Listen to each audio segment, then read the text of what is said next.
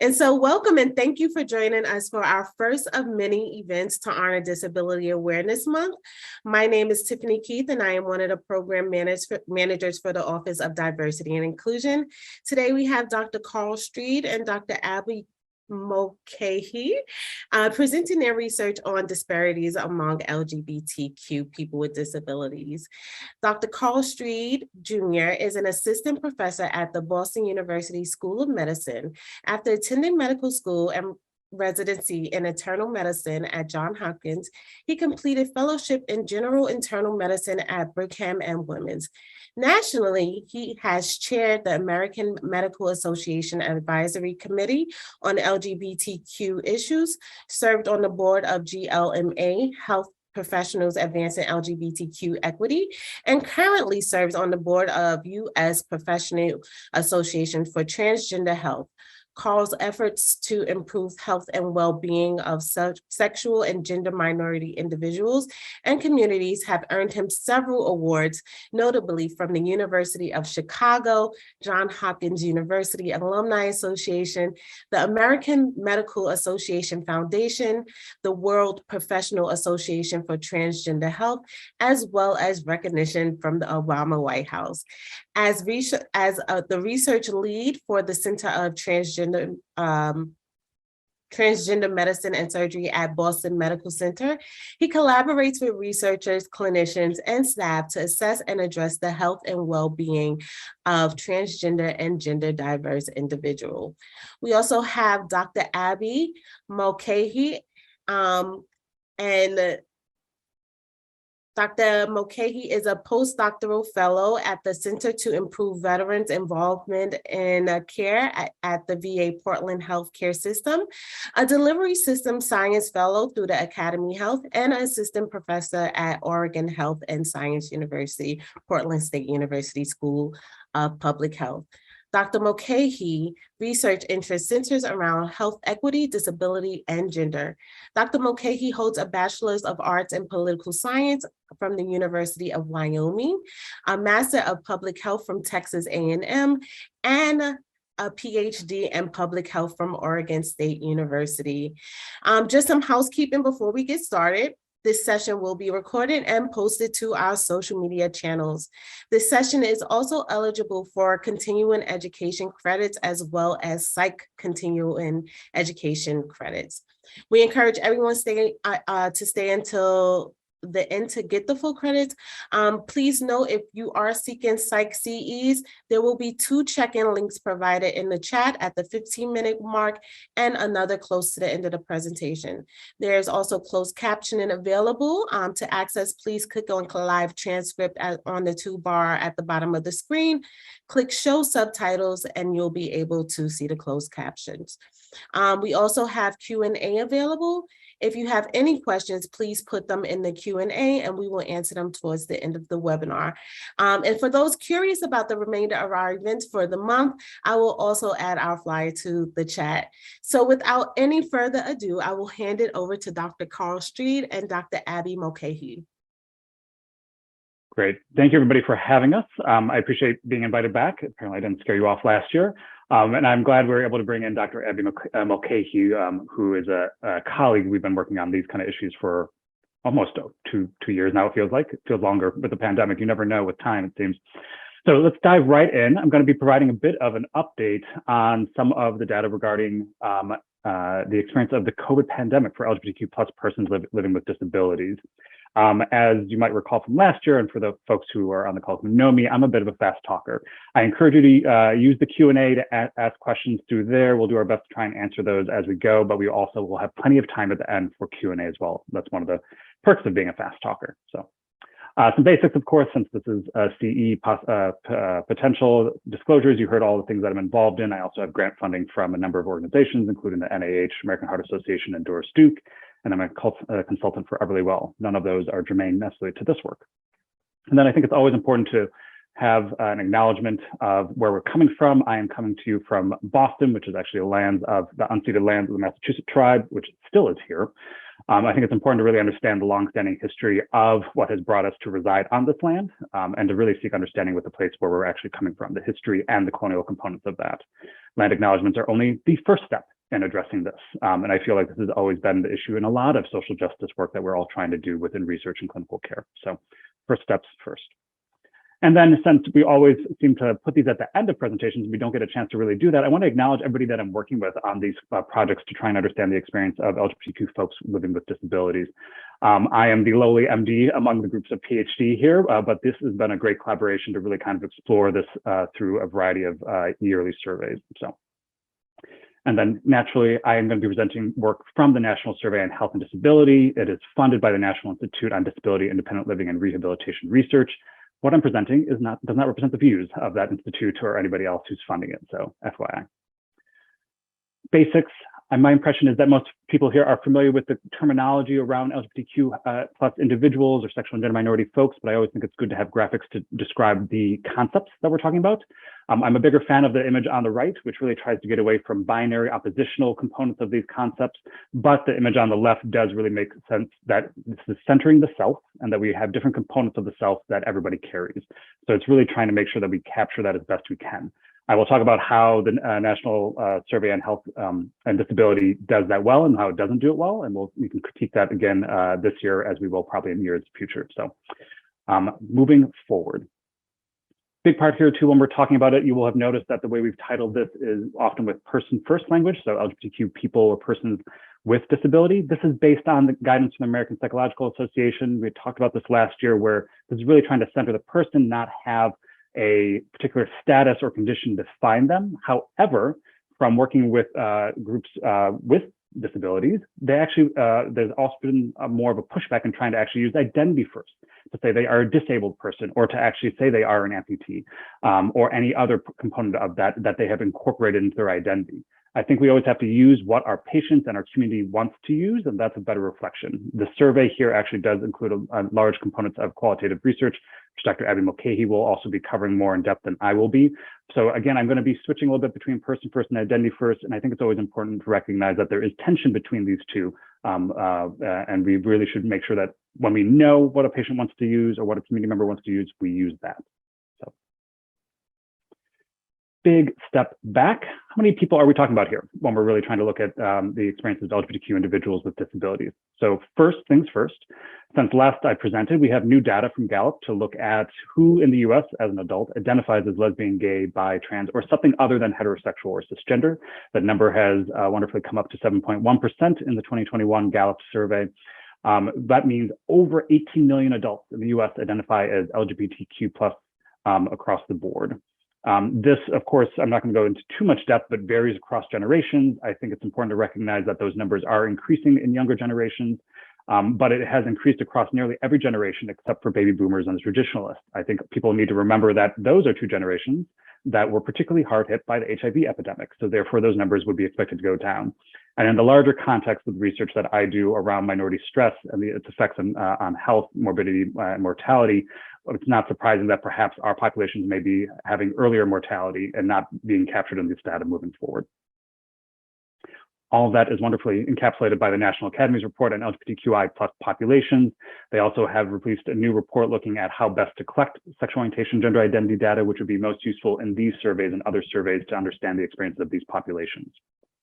So what we do know about the US in terms of who's living with disability, no new update statistics from the CDC since the 2018 MMWR, the Morbidity and Mortality Weekly Report. So again, all we have to go off of here is about 1 in 4 US adults are living with some diagnosed disability. The spread of that is pretty much, not surprisingly, a large component around mobility, cognition, and independent living. Parts of this, of course, are associated with aging, but other parts are not, are part of other chronic conditions and the experiences of stress and how those play into chronic conditions as well. Dr. Mulcahy will talk about this more specific to the experience of trans and gender diverse individuals, but as of just like last week, we had this publication we were able to sneak into the slides here from Health Affairs, looking at essentially trans individuals compared to their cisgender peers about self-reported disabilities across a number of conditions. This is open access right now, so anybody can actually take a look at this article, take a deeper dive. I'm not going to spend too much time here, but I do want to highlight that based on the behavioral risk factor surveillance system, which is one of the largest, oldest surveillance systems of its kind in the US, one of our go-tos for self-reported community experience. We're seeing that across the board, trans individuals across every age are reporting more higher likelihood of having a disability compared to cisgender men and cisgender women. So. But I want to talk more about what's been going on, which we can't seem to avoid, is the pandemic. How is the pandemic playing out for folks living with disabilities? This is, again, great work from the CDC, from the Morbidity and Mortality Weekly Report, highlighting hospitalizations and incidents of COVID-19, looking at the differences based on age eligible to actually access Medicare and Medicaid, and then looking at dual disability eligibility for insurance coverage, so dual eligible. Here you can see across the board, people living with disabilities actually have a higher incidence of COVID-19 across all these surges, as well as higher rates of hospitalization.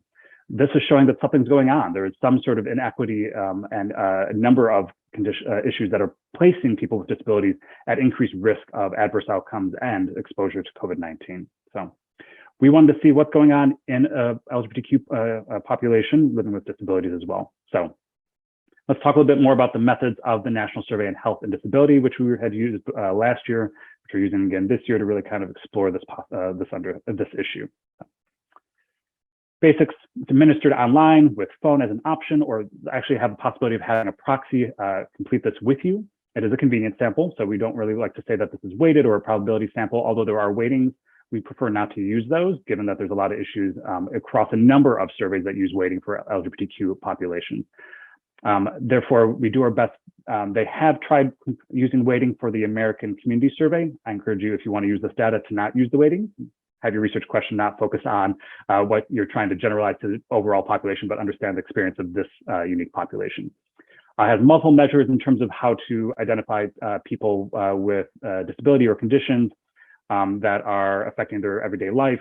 They group them into the categories below, including mental illness or psychiatric conditions, physical disability, intellectual or developmental disability issues, including autism spectrum disorder. They have sensory, including blindness and deafness, and then, of course, a number of neurological and chronic physical conditions as well. The 2021 data is what we used to look at the experience of COVID. So we're talking about pretty much tail end of the current experience of the pandemic. So vaccines are available. We have better understanding how it's spread, how to prevent it, and so forth. These are all the domains that we use within our analysis, including basics of demographics in terms of age, race, and so forth, health status as it relates to a number of disability conditions, but we also look at insurance status, health risk behaviors, access to specific services, and then, of course, community participation in a number of resilience building activities. This is where I want to highlight some of the good and the bad around how we identify LGBTQ individuals in surveys. This is their question for sexual orientation. Just what is your sexual orientation? They give you these categories. I think there's some contention around using the word homosexual, but that is what they used. This is definitely, Dr. Mulcahy and I often joke, we were not part of the initial group that developed these questions, that we're working with the tools we have, but we are moving it slowly towards a more appropriate and some recommended guides. This is where there are some problems around gender identity. The 2021 data still used the first question, what is your gender, male, female, or other? And if you answered other, you then were given the opportunity to fill in the blank, and then they coded that fill-in option based on the categories in the second group. So male, female, trans, non-binary, two-spirit, gender non-conforming or gender queer, agender, intersex, and then prefer not to disclose. Lots of problems here with the gender question in terms of not doing a two-step, which is pretty much the standard for most in terms of the sex assigned to birth, and then gender identity. What is your gender? Using sex terms, male and female, and then using the word other to describe gender. So again, this is gonna, I can see Dr. Mulcahy laughing. There's a lot of problems with this, and Dr. Mulcahy, I'm sure we'll talk more about this, what we can do with that. But that said, people who selected other went on and chose, put in a category that describes their gender that is something other than what would the coders think as cisgender, does give us a specific group of gender minority individuals, but I don't think it's capturing everybody in the survey who in fact may have trans experience. So that's my critique, editorializing around the problem there. What we did look at, though, in terms of this wave around their questions as it relates to the pandemic, is effects on access to care. Were there any issues in terms of being able to see a doctor during the pandemic or a specialist specific to your needs, getting prescriptions for any health conditions, accessing any mental health services, and then, of course, accessing any dental services I think we as MDs often forget about our dental colleagues. Economic effects of the pandemic, so loss of job or hour income because of that, cutting your access to basic needs, including food because of the pandemic, and then increasing in spending with debt or credit cards, having to use up your savings, or having trouble paying for housing and such. And then last, health effects. Did you have an infection? Did you get vaccinated, or do you plan to be vaccinated? And then issues around isolation and worse health now compared to before the pandemic. So some of the basic demographics here, just to give you an idea. Again, we're talking about over 1,500 folks who completed this self-reported survey. As you can see, our broadly LGBTQ plus or sexual and minority group is younger than their non-SGM peers. Not a whole lot of difference in terms of actual racial and ethnic diversity, although a little bit more diverse, but not statistically, according to this sampling. We see no issue based on education, but we do see a difference in terms of employment, and we see issues in terms of across the board income. So this is, again, using information based on their state of residence and what information we have about their income. So thankfully, no big difference in terms of uninsurance. And then issues in terms of differences in disability. We take these into account in our analyses to try and see how disabilities may be affecting a number of these outcomes in the pandemic. And then our main outcomes of interest. So some of these got grouped together, and we're still working to tease these apart. So first things first, who got infected? SGM folks, LGBTQ plus respondents were less likely to have an infection with COVID, even if among those who tested. This is, I think, been shown out in a number of surveys. This actually come out of work from the Human Rights Campaign. This has actually come out of work from other LGBT organizations, including the Tegan and Sarah Foundation, in terms of even early in the pandemic, it seemed that LGBTQ folks knew to follow guidance and protect themselves and their community, so did what they needed to avoid getting infected, and as a result had fewer infections. This also doesn't surprisingly plays well with the notion of they actually got vaccinated. They were more likely to get vaccinated, or more likely to be willing to get vaccinated compared to their non-SGM peers. What we found different in our sample compared to others, and especially including the Tegan and Sarah Foundation's survey, as well as the Human Rights Campaign, was not a significant negative impact on economic factors. So including, as I mentioned before, increased debt, increased use of savings, issues with paying rent, mortgage, and food and other such issues. But we saw major issues as it relates to access to care. So here you see a significantly increased odds for our LGBTQ population compared to their straight cisgender peers of having any kind of negative effect in terms of access to care, being able to see a doctor, seeing a mental health professional, accessing a specialist, and so forth. So big issues here that we're really trying to tease apart. We're hoping to look at some of the qualitative data to understand what actually was happening here. And then negative effects on health. So not surprising, recommendations early on to isolate, to try and avoid crowds, but that also does lead to negative effects of isolation and lower odds of essentially reporting good or fair health compared to their straight and cisgender peers. This is just the start. When I was asked to do this presentation, I was like, we just got the data. We're still trying to figure it out. So these are just preliminary results. We haven't even put this into a manuscript yet. So one, I hope you are willing to talk about this at the end. We want to try and figure out how to tease this apart. Two, don't share this with anybody just yet. But we are really trying to understand what's happening here for our community. I'm personally quite shocked by how high the odds are here for negative effects of access to care and negative effects on health. And that's what we really want to tease apart here. Just as a reminder, always you have access to this data. There are opportunities to look at this with us and with others. I have noted that in the upcoming survey, there will be better gender identity questions is what I've been promised. And I will hold my breath because I do trust them, but I'm really hoping that it actually does happen. So references, we can cover, you'll see these slides later, but I want to now pass it over to my colleague, Dr. Abby Mulcahy. Thank you very much. Dr. Streed did a wonderful explanation of both the NSHD and kind of how we got here. I'm going to take things in a slightly different direction, working on kind of some other pieces that are playing in the field, and then getting more into what our current project is with the NSHD. If you didn't catch it before, my name is Abby Mulcahy. I am in Portland, Oregon, so it is still very much morning here. If you're catching like dogs barking or cars going by outside, I do work from home. So thank you for your patience on all of that. I'm also a delivery system science fellow with Academy Health. We talked about this a little bit. And I'm an assistant professor at OHSU PSU School of Public Health. Slide, please. Lovely. This seems like an interesting place to start when I go from, yeah, I'm at OHSU, and then, okay, Disability Rights Education and Defense Fund. I had nothing to do with this project. This was the project when I was working on my PhD that made it possible for me to be able to do my dissertation. So my dissertation, which we're not going to talk about at length here, used the United States Transgender Survey. And the only reason I knew that I could look at disability as a dissertation with a large amount of data was because of this lit review and framework. In it, we have, so it's published in 2018, but in it, the interesting findings that there was a much higher rate of transgender disability, right? So 4 to 6 times more likely in the transgender population to have a disability than the cisgender population. There's not a good direct comparison, but that was kind of the jumping off point for me to really be able to look at disability. Interestingly, though, while this publication had a lot to do with like mental health and psychological disabilities, there was basically nothing with physical disability.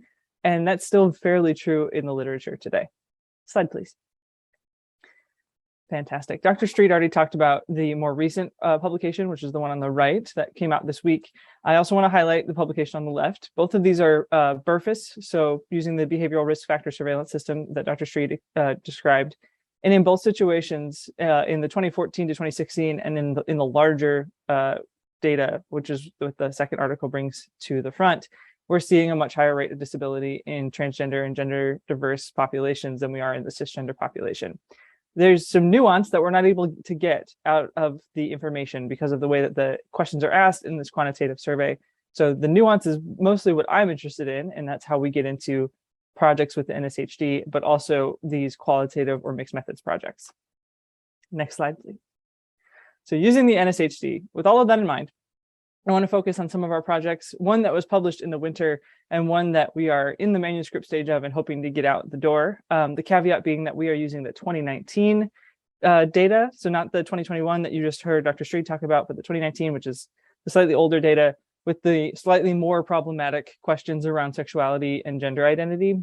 So you keep that as a grain of salt as we work through these results, because we don't necessarily know if the population is the most accurate that it can be, but it is the population that we have. Slide, please. If you're looking to find this paper, this is the title slide that I grabbed: Gender Identity, Disability, and Unmet Healthcare Needs Among Disabled People Living in the Community in the United States. This was published this winter in the International Journal of Environmental Research and Public Health. Some main findings from this article. It's a quantitative project, so keeping that in mind. We explored gender identity among disabled people using logistic regressions, and we found that disabled people who identify as transgender were more likely to have developmental disabilities. That was the big one. We also found that transgender people with disabilities were more likely than cisgender people with disabilities to report unmet healthcare needs. You'll notice I'm switching back and forth between person first language and identity first language. We did that throughout the article intentionally because that list of authors you see there come from different fields with different disability identities themselves, and we felt it was the most accurate way to represent the population that we'll be writing about as ourselves writing as people with disabilities. Slide, please. A bunch of tables, and we can go through this with a fine-tooth comb if you'd like, but the big takeaways across all participants, physical or mobility disability was the most common, was the most selected. The rates of reporting disability were similar between transgender and cisgender people. Among participants with health insurance, the rates of reported unmet healthcare needs were higher among transgender participants. And we broke some of that down. And then after adjusting for socio-demographic characteristics, the odds of a disabled transgender participant reporting an unmet healthcare need were higher in every unmet need category. So that second table of unmet need categories, we saw considerably more reporting from transgender participants. And I'm using the word transgender here to mean anybody who didn't click the cisgender option, the sex and gender agreement option in the survey. So this is a big umbrella with lots of reasons we could talk about that. But keeping in mind, the N here is about 1855 cisgender and 57 transgender. Slide, please. Our current project is qualitative. We are still reporting a little bit of quantitative information just to give everybody a demographic idea of what's going on. But there are 197 participants in this qualitative section. They were asked, the prompt that they were asked was, please share anything you would like us to know about your interactions with healthcare professionals as they relate to your gender identity, sexuality, or disability. So in this response, we have comments about gender, we have comments about sexuality, we have comments about disability, And in some, we have a combination of all three, and some we only have the one or two options. The background project here, the background information, is that disclosure or concealment of disability and or LGBTQ status has deep historical roots. It's a longstanding, in longstanding medical discrimination, but in other places as well. It's a problem of ignorance, and it happens at the intersection of multiple oppressed or multiply minoritized identities. This is a big trust versus fear project based on past negative experiences. And in this specifically, we wanted to know about disclosures. When do people disclose? Slide, please. Not surprising, our findings run the gamut. This is a nice little graphic to give you an idea. The top option, the best option we have is no problems. There was not a response where someone was like, I have an amazing provider. My experience has been wonderful. I get to tell them about all of these things and I have no fear. We had nothing like that. Our best options were, I have no problem.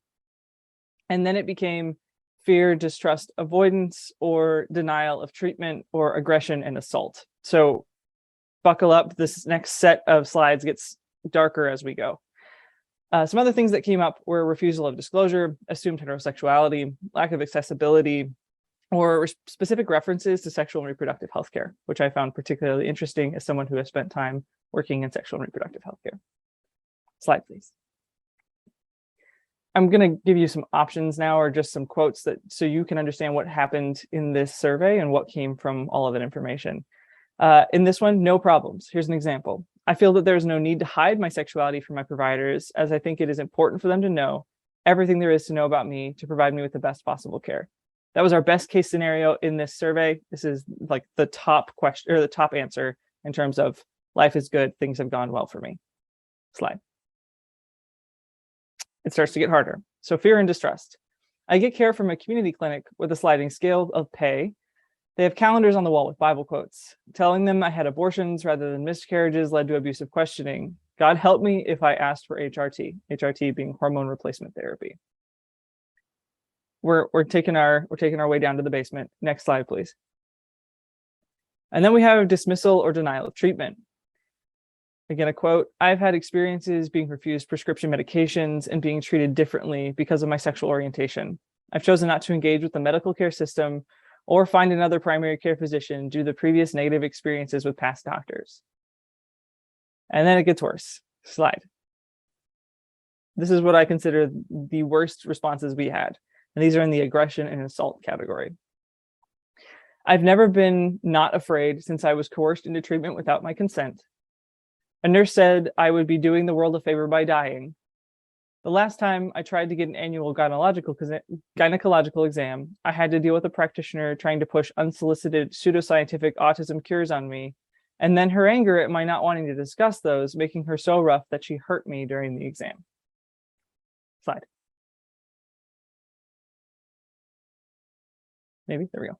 So in summary, we are looking at higher rates of disability, higher rates of disability in transgender and other gender diverse adults. We are also looking at higher rates of unmet healthcare needs in transgender and gender diverse adults. When we zoom out and look at the larger LGBTQ or SGM group, we're seeing a history of negative interactions with healthcare providers, and these have real consequences. Slide. All right, and what does this mean for you? You're in here because you care, you want to know more about the population, and you want to do your best job as a provider or researcher. So here are some things that we try to avoid. Don't assume all patients are heterosexual. And then something to actively do, trust the experiences of people living with disabilities. Understand the history of sexual and gender minorities when all of the misgivings, mistreatments, and abuse by the medical field. And then remember, in each interaction you have with an LGBTQ patient with disabilities, you're responsible for either building or repairing past relationships. Slide, please. Yeah, I believe that's the end of our content. So the field is open. Please ask us anything you would like to know.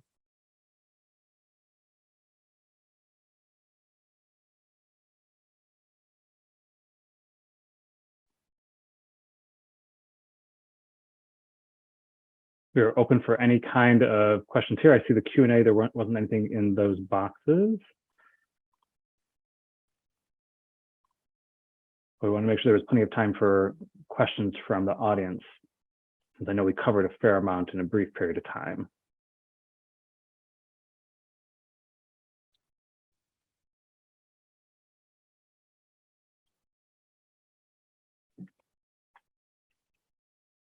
I'm going to read this question out loud. So first question, I'm curious about disability amongst LGBTQ health professionals. Have you looked at this population specifically? Dr. Streed, do you want to give that one a shot? I will go first. So this is a good question. So this has not been looked at specifically. That said, there are opportunities to do this, and it is something that we're thinking about trying to get that data. So there are different ways, there are different points at which clinicians are often surveyed. One of the biggest ones is actually when they're right about to start their postgraduate training, so residency and fellowship and such. The Association for American Medical Colleges has a graduation questionnaire for students who are graduating medical school. And there they do have questions around disability, and they have questions around sexual orientation and gender identity. They do have a broader selection for sexual orientation. For their gender identity, they are only asking about if you have a gender different than the one that you were assigned at birth. So not a perfect question, but again, trying to capture people with trans experience. That is one data source where we are looking at. I'm actually actively looking at what are some of the factors that are affecting students' choice in careers based on sexual orientation, gender identity, and the experiences as it relates to that. But I haven't seen anything specific for the intersection of healthcare professionals across multiple specialties and disciplines with disabilities and what's going on for them. The last time I had done a big survey with Dr. Mickey Eliason from San Francisco State University, where we had looked at the experience of LGBTQ health professionals across different disciplines and specialties, there wasn't a discussion around disability, but admittedly we did not probe for that specifically. So that is a major opportunity. I'll ask this one. So any geographic data, especially on the worst experiences, anything that's come up for you, Dr. Mulcahy, in terms of going through what we have or other stuff that you've reviewed? Yeah, I will say that there's not quite enough information for me to be like, look, a pattern. Especially because of the population sizes we're using. So knowing that also our population is like oversampled in some sections of the United States, and specifically the central part of the United States. So we're going to see some stuff happening there. But what we're seeing a lot of is negative experiences in more rural communities, which isn't new material either. And shockingly and or problematically, as someone who works at the Veterans Administration, we're getting direct responses about Veterans Administration care in this survey. So we have a fair number of veterans in the survey. So that's causing some other balls to roll in different research, not because we think we know much about the geographic relationship of various groups to healthcare, especially looking at veterans, trans veterans. We know that there are some places that are way better, right? If you're in San Diego as a trans veteran, you are going to be getting your care services, no problem. If you're in Georgia, Kentucky, Tennessee, it's much more complicated, and especially if you are farther flung from a major city. So we know that these patterns exist. It's not necessarily borne out very well in our data, and I would hold back from generalizing too far to say that like all rural institutions are the problem here, because that's not necessarily true either. There are amazing people doing wonderful work in rural institutions across the country. What we have here is an interesting subset of the United States, because again, this is not some sort of generalizable sample. So that was a long way to say I'm not really answering, but we know that some patterns exist. I think I'll ask you this one as well. So also any quant or qual data on denial or hesitancy to give access to gender affirming treatment, including gender affirming surgeries for physically disabled or trans patients with severe or persistent mental illness. So I don't have. Did any of that come out in the qual? I don't recall seeing anything specific to that. There's a couple that respond in that direction. There's not good quant data is the short answer there. The qual data, yeah, there's some stuff. So transition related surgery, gender assignment surgery, all of that's its own bucket that doesn't come up as often. We have a lot more hormone replacement therapy coming up, but we are seeing some, it's not even necessarily mental illness, like specifically psychiatric mental illness, but we're even seeing like some developmental and mental illness interplay with some hesitancy or reported hesitancy from providers. I don't think we have enough information to tease it out but there are rumblings. It is a beginning conversation. I would love to say that by the time we have 2022 data, 2021, 2022 data, that it's gone. And it was a blip and now it's been solved. But I have a like deep feeling that we're not there. To that, I would also point out that there are going to be larger data sources available. So the US Trans Survey, which is some of the work that Dr. Mulcahy had mentioned earlier from 2015, is launching October 19th for 2022. So I encourage you to please share this with anybody who you think is appropriate to respond. They will have a very large survey, a variety of topics, and disability is one of them. This will be another opportunity for us to really understand the experience of our trans and diverse friends, colleagues, family, and patients. So I encourage folks to please share that. And I've dropped that in the chat I hope everyone can see that. I'm going to jump on this next one. I'll read it out for you. Okay. Thank you very much for sharing this insightful yet intense information. Clearly, a lot of folks experiencing distress in healthcare, and we need to do more. What are you thinking? Where are you thinking you want to take future research? Might future research factor in questions around substance use as a coping mechanism, given the intense discriminatory experiences folks have had? Yeah, you've kind of really nailed it there in terms of how, what coping mechanisms are available to us in terms of the kind of stress that communities face. I'm hoping, self-serving in a way, I'm just hoping that the folks fill out the USTS, because I think that's going to have the most robust data for us to be able to really look at this and to really look at intersecting identities as well, specifically around disability status.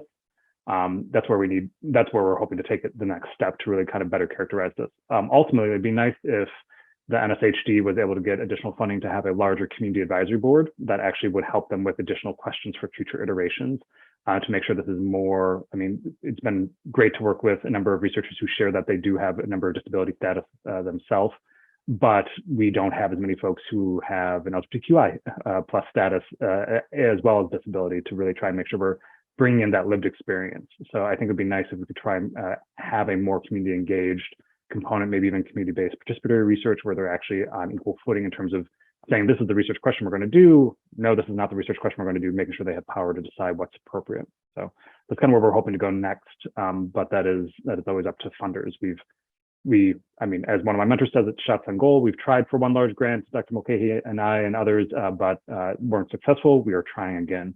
Unfortunately, I wish we had larger funders to make this happen. I'm going to jump in there. So this is not an NSHD source, so this is why Dr. Streed does not know this exists necessarily, but the Oregon Gender Diverse Survey that launched last year was designed as a substance use survey that also gathered information around gender identity, sexual orientation, and disability status, as well as veteran status. So there are smaller surveys across the country that are doing bits and pieces. We don't have a good nationally representative survey or project that is doing it, but that data exists in pockets. It's coming together. Great. I'm going to grab this next question. All right. Follow up to my previous LGBTQ health professionals with disabilities question. It seems like there's room for a preliminary qual-quant study on beliefs, attitudes, perceptions of disabled LGBTQ health professionals on their career trajectory and decision-making. Where would be the best department in a hospital to conduct this sort of study? Dr. Streed, that's you. That's a good question. In terms of who should be doing this, and I turn to our Mount Sinai colleagues, this should be a collaboration between student affairs as well as the DEI office in terms of trying to understand what the experience of students and trainees are, as well as essentially practicing clinicians across all disciplines and specialties. I think that's where it needs to come from. And so this is one of those situations where, we've actually added questions around disability for our internal staff surveys for our own section of internal medicine and Boston Medical Center. This is part of a larger DEI initiative that we are trying to better make sure people can share whatever information they want about themselves as it relates to their experience in academia. That's where I would start. And I think that'd be the best place to start within one institution. Again, I'm always trying to get larger institutions that have a larger catchment to ask these questions so we can not only have the numbers to do quant work, but make sure that we're better characterizing it to answer questions like, is there a geographic distribution? Is there a specific issue as it relates to certain disability status and so forth? But the qual stuff needs to be added as well to make sure we get the beliefs, attitudes, and perceptions as you described. Have there been qual studies focused on fat disabled LGBTQ plus folks experience? Dr. Mulcahy. Very limited. The longer answer is there's more conversation around fat lesbian experience than there is almost anything else. There is a public discourse around fatness and gender nonconformity and how that plays out like social politically, but there's just not good information. You're stacking together what would be marginalized identities, and especially in the medical model, what are identities that are usually recoiled from or pathologized. So you're in a great niche if that's the work you want to do or the work you want to see done, but it is, to my knowledge, not really out there in any sort of meaningful way. I think I would also point out that, again, it's a matter of how is it measured. Sometimes people are using proxies like, oh, we have your BMI. I'm like, that doesn't mean that's actually how somebody internalizes their identity as well.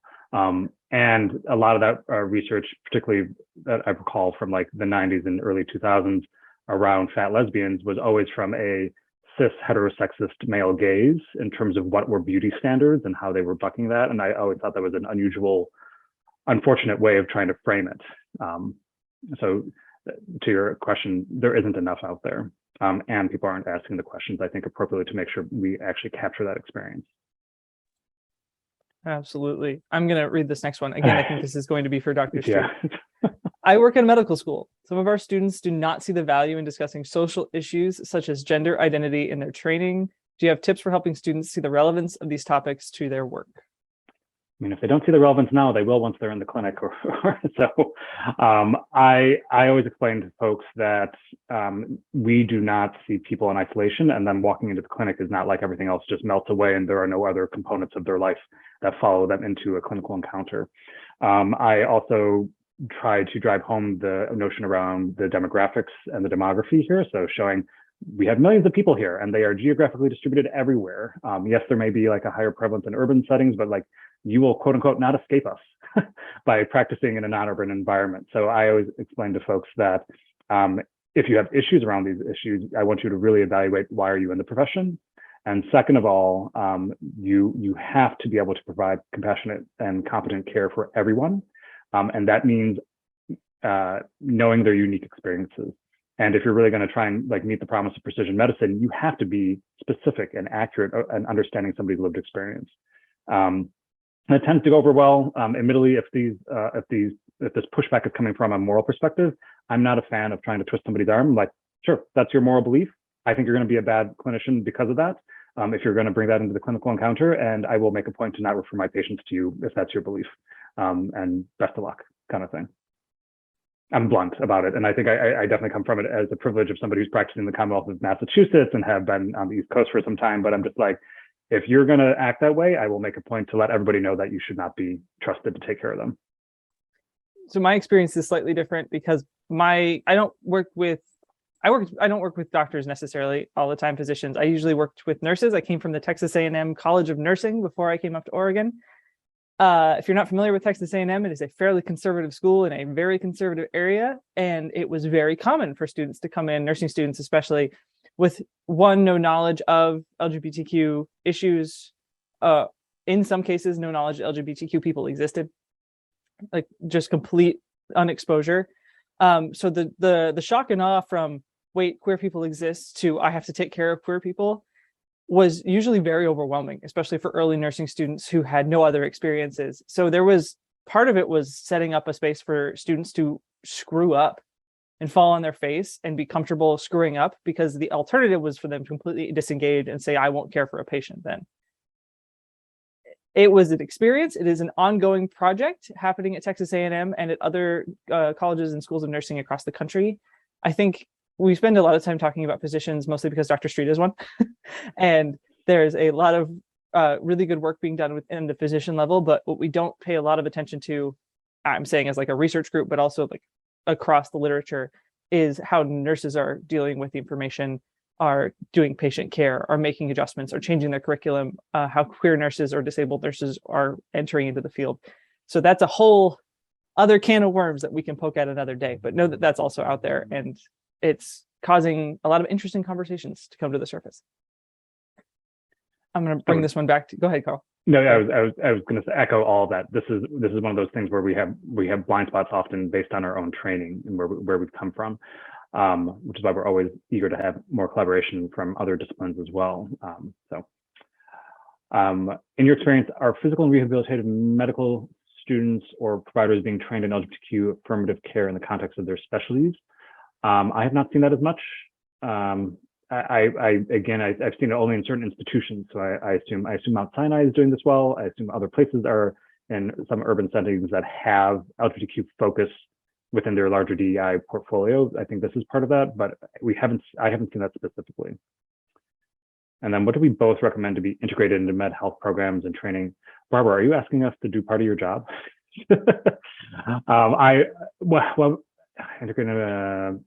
I think it needs to be brought up. I think so. I remember during my training having the fortune of working with physical rehab medicine, and there was no conversation around any identities as it relates to the experience of disability or disability identity.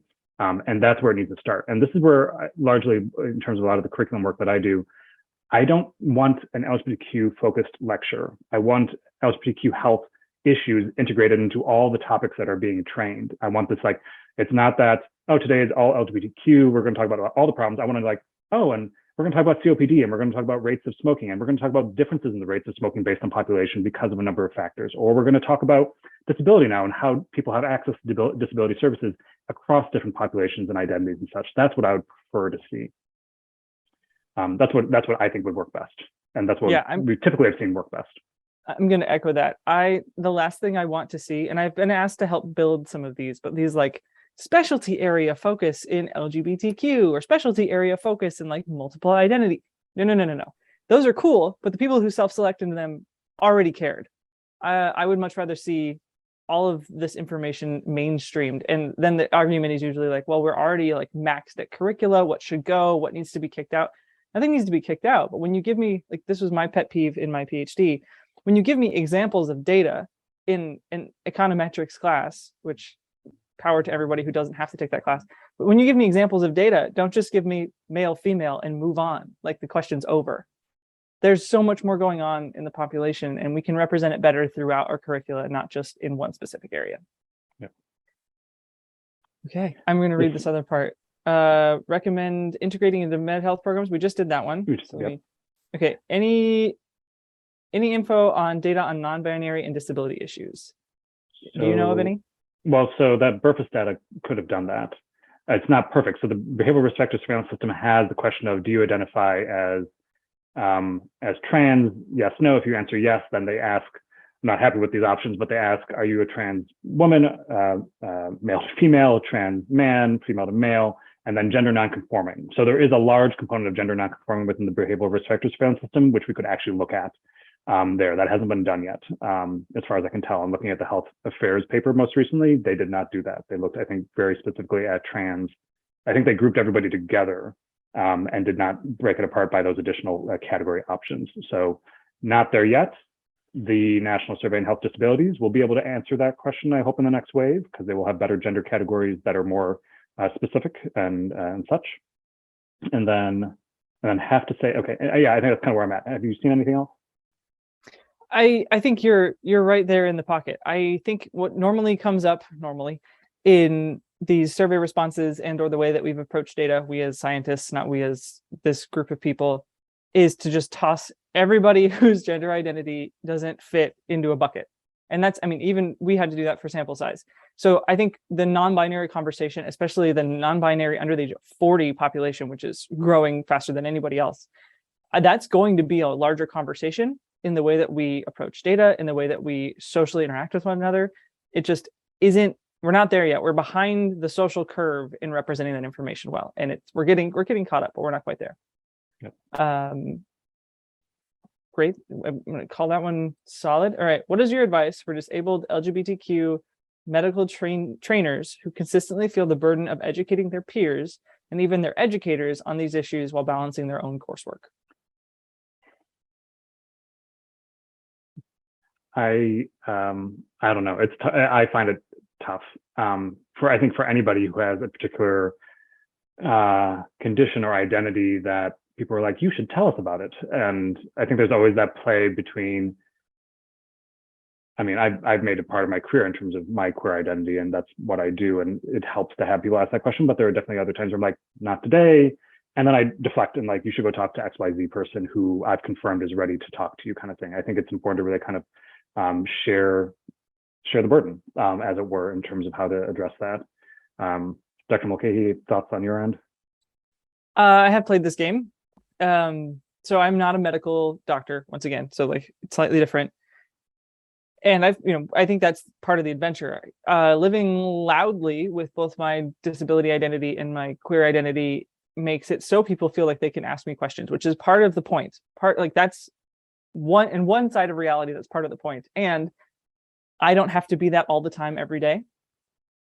So it's about being able to set your own boundaries, do your own work to protect yourself, but also like select the situations in which you're, one, safe, and two, willing to be open, and have those conversations. Also, it shouldn't be your job. Like, let's be clear, that should never be your job. Yep. And because it is your job, you've self-selected into a situation in which you can make things better. So like, it's not really your job, but you get it. There's tricky parts because it should never have been something that you have to do. And now that you're doing it, what do you want to happen? Do you want to keep doing it? Do you want someone else to do it better? Do you want there to be somebody else who's brought in to do this sort of work? Do you want it to be a curriculum change? I think part of the tricky part is knowing that like you're tired, you've been doing it, it's hard, and you want it to be somebody else's job, or you want it to be some other groups of people's jobs, or whatever that's going to look like. Trying to identify who those stakeholders, allies, accomplices are in that process will also be hugely helpful in whatever that next step is, to take some pressure off of you. Absolutely agree. I mean, these are early skills as well in terms of setting boundaries and being like, nope, we're not going to talk about that today, or this is who you should talk to, or yes, I'm actually open to having this conversation right now. Also, you're not Google, and you can just say that. Like, I understand that you're curious, but I'm not Google. You have a magic box in your pocket. By all means, go look for the answer elsewhere. Right. I mean, that's also just one more. People should know, and you have to make sure you center this. This is your experience. You are not speaking for everyone. That's the same thing. I always have to, like, I'm not speaking for everyone. I don't want to speak for Dr. Mulcahy, but I assume Dr. Mulcahy is not speaking for everyone. Kind of, that's when we're talking about these specific experiences, and that's why we try to do the research to try and get more voices involved.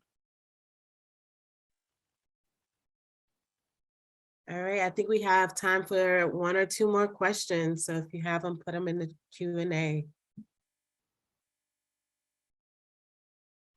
I just want to say thank you to everyone who did put in questions to the Q&A. Been very robust discussion. Appreciate that.